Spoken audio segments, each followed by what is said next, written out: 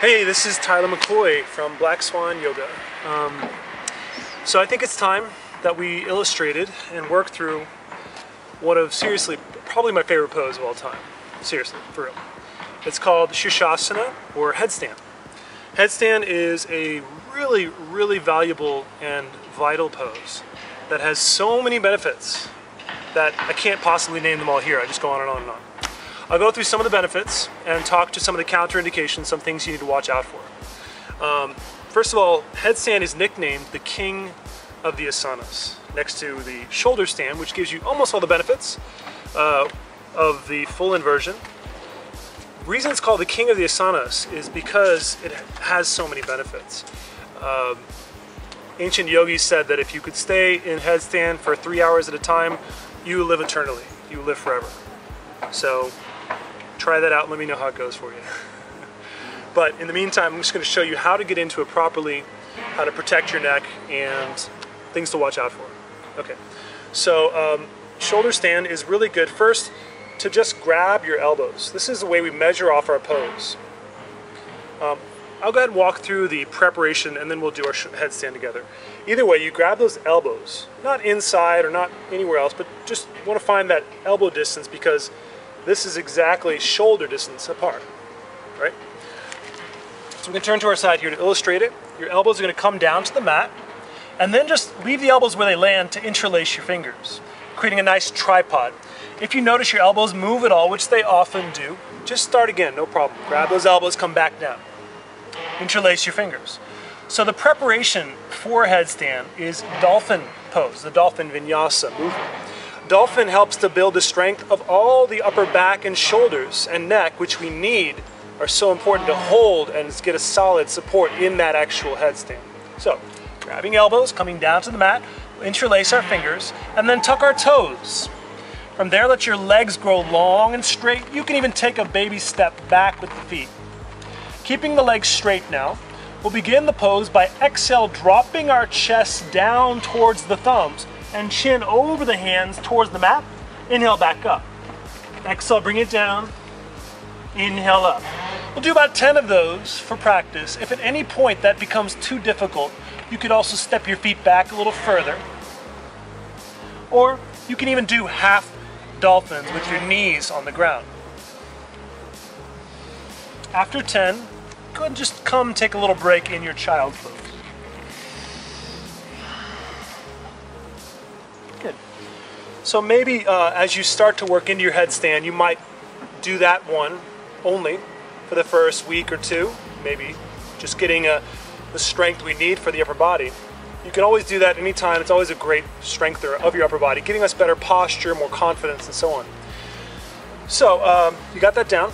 Next step is to start working into the headstand. Now before we go there, I want just to make sure that we understand there are some counterindications, things to watch out for. If you have any recent neck or shoulder injuries, any injuries to the neck or shoulders, if you have any spine issues, or if you have high blood pressure, I recommend you don't go all the way up into the headstand.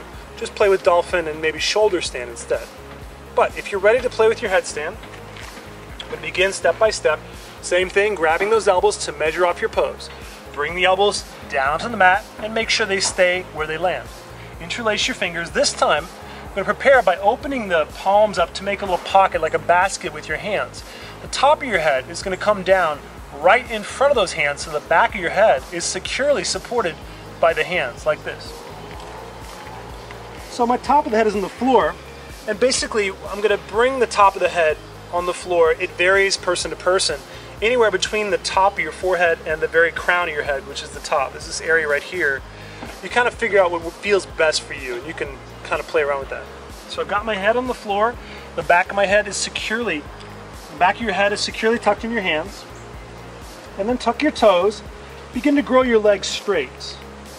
Breathing deeply. This is our first stage. Now you want to stay here as long as you need, just to start to feel into it and notice those elbows grounding, top of the head securely, firmly on the floor, neck nice and long.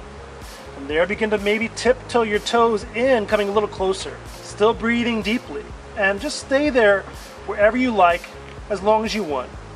Maybe that's as far as you come today, and that's a wonderful variation because you're already getting a lot of the benefits from this pose. Or continue to tiptoe in until you feel like really there's no further to tiptoe and you feel as though your body were about to fall over.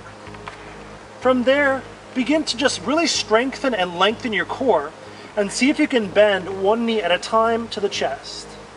Breathing deep. Try the other leg, bend that knee. And maybe eventually with strong arms, strong shoulders and core, you could bend both knees. Now notice I didn't kick up. I'm lifting. Finding your balance here. This is the second major stage. Make sure you stay there, breathing deep as long as you need till you feel good and balanced. Once you feel good and balanced, you can continue by bringing the knees up to the sky and eventually our legs up as well, lengthening body nice and long, breathing deeply. Now notice things do fall out of pockets now, so be aware that may happen. That's fine. But when you come up, notice you want to keep most of the weight on the elbows and hands, only about a third on the head. Breathing deeply, so I'm pushing through my elbows, pushing through the shoulders, breathing a slow, deep breath. When you're ready to come down, simply bend your knees again to the chest, and then bring your feet to the floor, and softly, knees down. Before you lift your head, just sit back into your child's pose and relax for a couple breaths. Relax.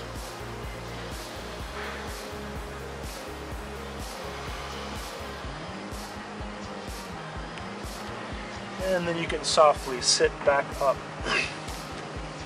So headstand is such an amazing pose because it's very warming, heating. You move all the blood and lymph circulation systems. You flush out your lower extremities, releasing old, stale air or lymph, clearing out the entire circulatory system. This really helps to focus fresh energy and breath into the brain and the throat region. There's a lot of vital organs here located around our throat and brain, particularly focusing energy into the pituitary gland, which helps to modulate our growth and overall blood calcium levels and different qualities of our energy. Headstand is nicknamed also the natural Prozac because it has benefits of your mood. If you're ever feeling depressed or sad or tired, try a headstand. You really will feel a lot better. It's also good for insomnia. It will help you to sleep better. It's good for memory. Let's see. Besides all those benefits, it's helping all your organs to get a nice tonic, refreshing, moving them around, strengthening upper body. It's a wonderful, wonderful pose, and I recommend it because what's really cool about headstand is that when you really get into it and you can hold it for about a minute, there's lots of variations that you can begin to do from headstand. Different leg variations, different hand variations, which are a lot of fun to play with. So that's headstand sirsasana. Thank you so much for watching.